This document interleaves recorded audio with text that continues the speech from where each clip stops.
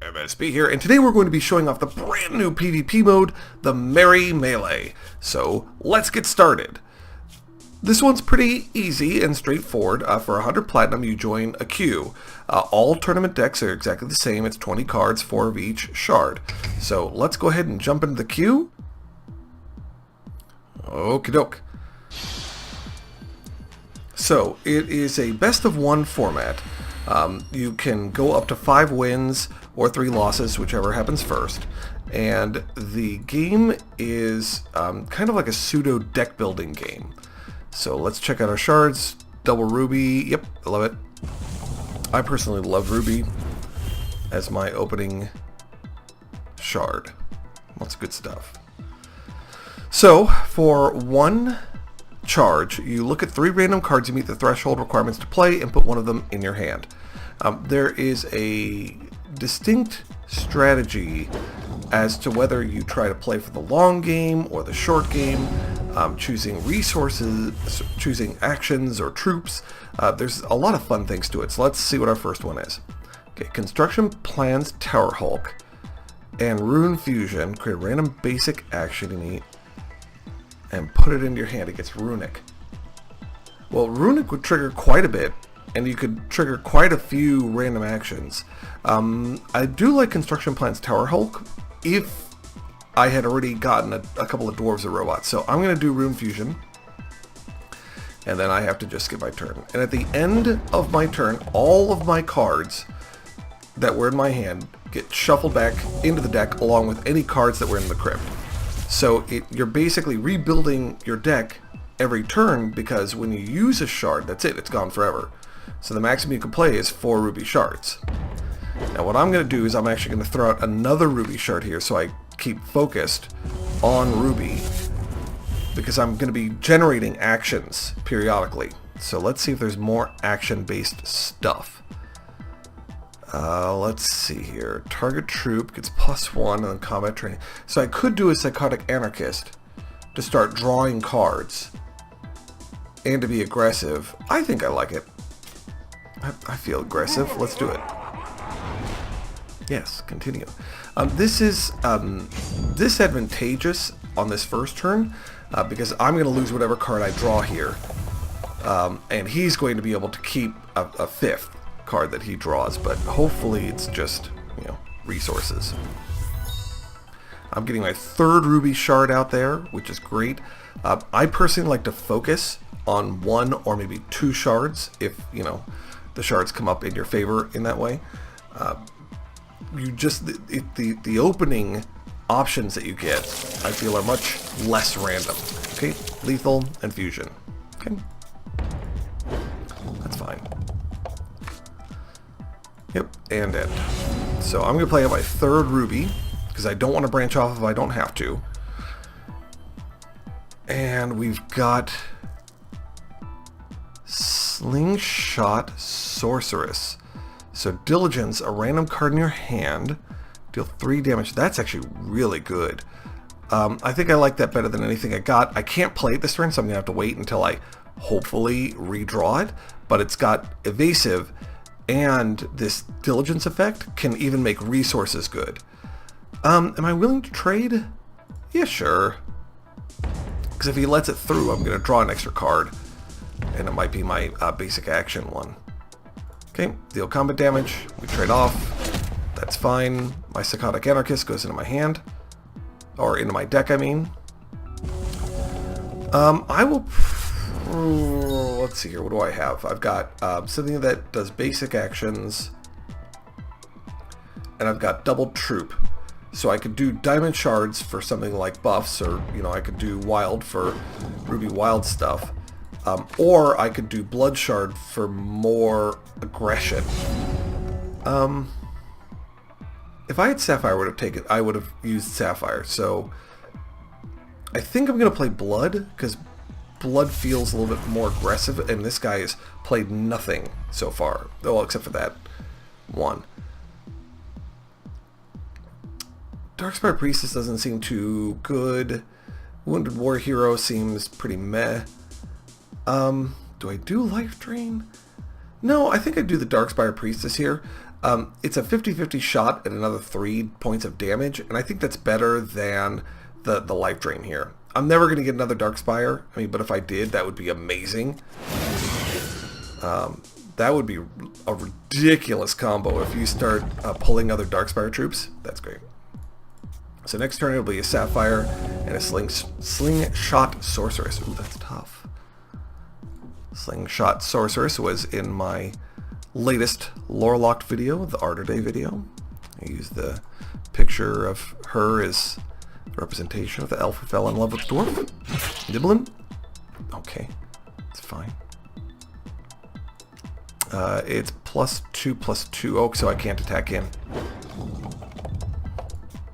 Okay, it's good. This slingshot's gonna do good work. I will do Sapphire. Let's see what we get. Ooh, Gortazuma. This feels really good, right? If I can just get him down to 10 health, he becomes invincible. Because that's no good. Target troop you control gets +3/+1 and rune. No, I gotta go with Gortazuma, right? I mean, this is gonna cycle because I don't really care. I'll leave it to block. So I'm gonna play out the slingshot because I really want that that diligence effect. We'll see if he's got anything to play against this. Nope, just passing. It's fine. Okay, so now I can do double blood. I think that's much more likely. I mean, I could go into double Sapphire to see if I can get some control, like counter magics or something. I love that it's the legacy card pool. So I mean, obviously this is set 1 stuff.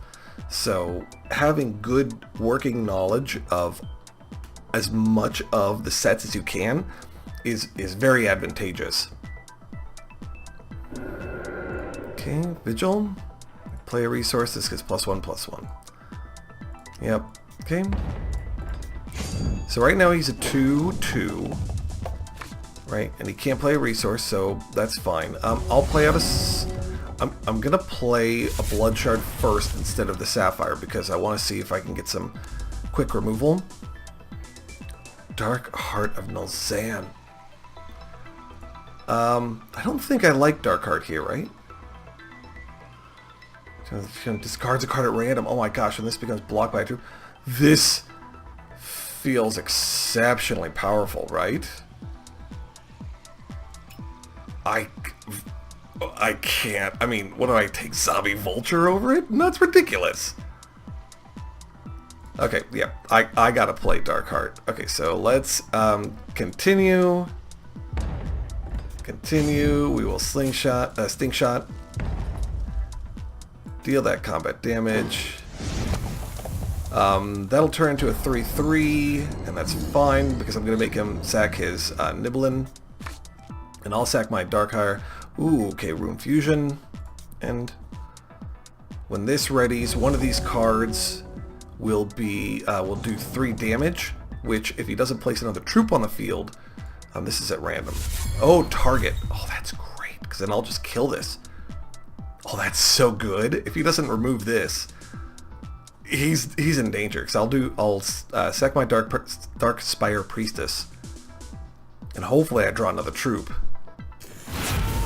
Burn? Okay, so now I have to sack it anyway. Oh well. That's fine. I'll Rune Fusion. And okay, yep, it's gotta be this guy. Deal 3 damage. So yep, blood. I get the 3 damage off this, so I'm killing him. Resolve.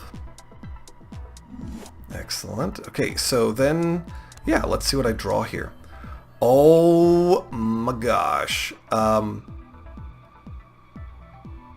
That's better, right? Now, do I play it? I think I tunnel this because if I get let's go ahead and Rune Fusion first. Target troop gets +X So 2, so this could go up to 3 plus 3? That seems pretty good, right? Yeah, I think I'm going to play the long game on this, so I'm going to tunnel. And then I'm going to 1, 2, 3. Yes. I'm going to knock him for 7 damage and make him discard a card. Okay, let's see it. Random, which one he takes out. Nice! Nice! Oh, that was beautiful. Target troop. That does for nothing. It goes for nothing. Which is fine. Which is fine. And I got the Sting Shot Sorceress back. This is sacrifice. Okay, so what I could do... Oh, no, it's out of your... see, I should have... into your crypt into play. See, it's tricky, all these different mechanics, because, I mean, when was... Monsoon was never constructed playable with Dark Heart. Ooh. Mobilize, speed, crush, deploy, gain a charge, okay. So that's 5/5. I think I still swing into this, right? Yeah, I still swing into this. I trade this off. Yeah. Okay, so let's do blood, because we want to stay focused, again. Because if I get removal... Transmogrifade. Well, this is in your hand. Void... See, Void is very powerful in this game. Void is exceptionally powerful. So I could Transmogrifade this, but, I mean, reducing this down to a cost 6 is very risky. I don't think this is a good play. So I feel like I can either go with Gemborn Prowler. The problem with that is the one shot, that's it, you only get it the one time. So I think I gotta do Queen the Rune Bundler. I think that's the right play here. Unfortunately I can't play both my Sting Shot and my Queen. So what I'm gonna do... Well, he's got to sacrifice this next turn, right? If I don't swing in. So just don't swing in. And what I can do is I can play 2 cards. So I'm either going to play Kui and Gordazuma or Sting Shot and Gordazuma, right? So it's got to be Kui and Gordazuma.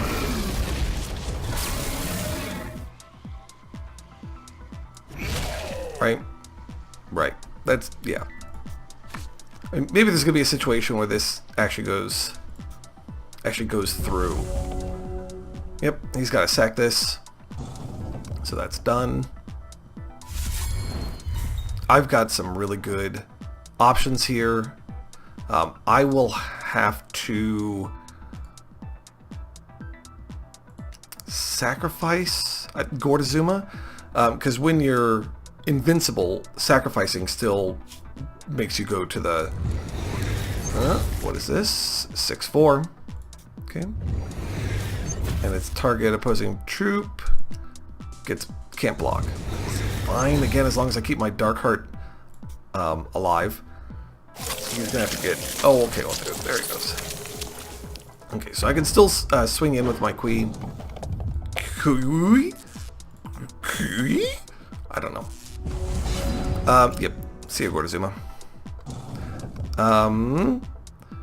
So let's go ahead and do this.